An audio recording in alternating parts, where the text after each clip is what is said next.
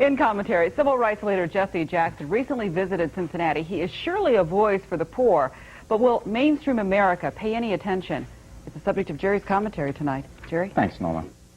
We have to listen. I didn't say we have to agree, but we have to listen. We have to respond. We have to hear what he's saying, because he's the only national politician left who talks to those who have nothing to do with the system or the suits who run it.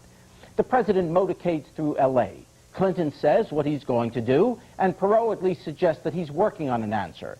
But as sincere as these guys might be, to the folks on the streets and in the ghettos and on the unemployment line, living poor, real poor, to them it's all a bunch of words and promises never kept.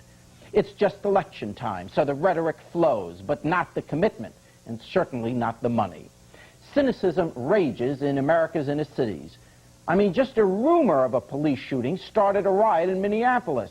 It turned out, of course, not to be true. A cop didn't shoot anybody. But even just the rumor was enough to ignite the short fuse of discontent that currently pervades urban America.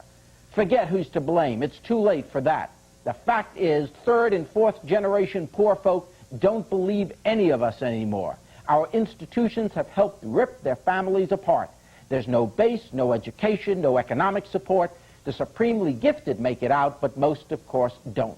And they don't believe politicians give a damn, except to get their vote and agree to keep the peace. Except for Jesse Jackson, that is. He is a bridge across troubled waters. The disenfranchised do listen to him because he really does listen to them, and he hears their cries. And we can slough him off. We can say, oh, that's just Jesse Jackson grandstanding again, and choose to ignore him. But if we do so at our own peril.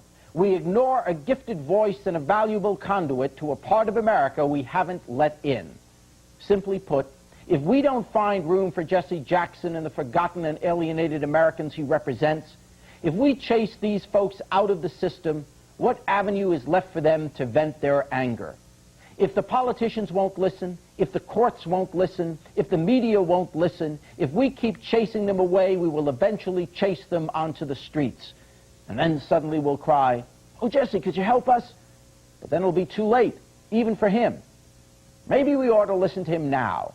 Some of the things he says seem kind of funny, but not listening to him's a riot.